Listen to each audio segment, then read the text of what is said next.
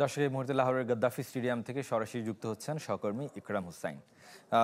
ইকরাম, দু দলই ভারত, বাংলাদেশ এবং পাকিস্তান দু দলই একটা ট্রানজিশনাল পিরিয়ডের মধ্য দিয়ে যাচ্ছে। আপনার কাছে কি মনে হয় এই সিরিজে কেমন হতে পারে এবং লাহোরের গদ্দাফি স্টেডিয়ামের কেমন হাই স্কোরিং নাকি লো স্কোরিং ম্যাচ হবে বলে আশা করছেন? শুয়েব, অবশ্যই আপনি পিএসএল দেখেছেন এবং পিএসএল এর প্লে অফ ম্যাচ এবং ফাইনাল লাহোরের গদ্দাফি স্টেডিয়ামে হয়েছে। এখানে 200 রান খুব সহজে তুলে ফেলে দলগুলো। সুতরাং বলাই যাচ্ছে যে হাই স্কোরিং ম্যাচ হতে যাচ্ছে যদি দুই দল সেভাবে ব্যাট করতে পারে।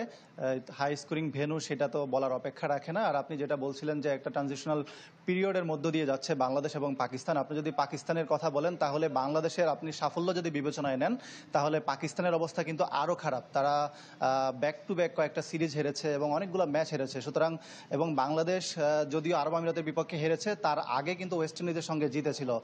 সুতরাং বলা যায় যে দুই দলের অবস্থায় খুব একটা ভালো না সাদা বলে। সেখান থেকে দুই দলে চায় যে এই সিরিজের মধ্য দিয়ে ঘুরে দাঁড়াতে। বাংলাদেশের অবস্থা বিশেষ করে বলতে হয় যে আরব আমিরাতের বিপক্ষে তারা হেরে গেছে, হয়তোবা অনেকেই সেটা কল্পনাও করতে পারেননি।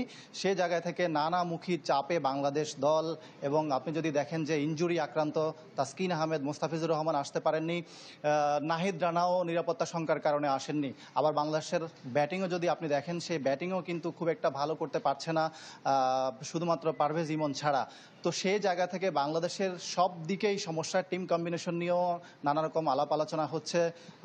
শান্ত আছেন, মিরাজ আছেন, তাদের জায়গা হবে কিনা স্কোয়াডে, তেমনটাও কিন্তু অনেক আলোচনা হচ্ছে। অন্যদিকে পাকিস্তানের কথা যদি বলেন, পাকিস্তান পিএসএল যে পারফরমেন্স সেই বিবেচনায় দল গড়েছে। তাদের দলে হাসান নেওয়াজ আছেন, সাহিবজাদা ফারহান আছেন, যারা নতুন ক্রিকেটার, অনেকটা চমকে দিতে পারেন সেরকমটাই আসলে পাকিস্তানের যারা সমর্থক আছেন তারা সেইভাবে ভাবছেন। তো ইকরাম, আপনাকে অসংখ্য ধন্যবাদ। দর্শক, লাহোরের গদ্দাফি স্টেডিয়াম থেকে আমাদের সাথে সরাসরি যুক্ত হয়েছিলেন সহকর্মী ইকরাম হুসাইন। রোজকার সাধারণ খাবার এখন হবে অসাধারণ। প্রাণ স্বাদের মশলা, স্বাদ বাড়ায়, ঘ্রাণ ছড়ায়।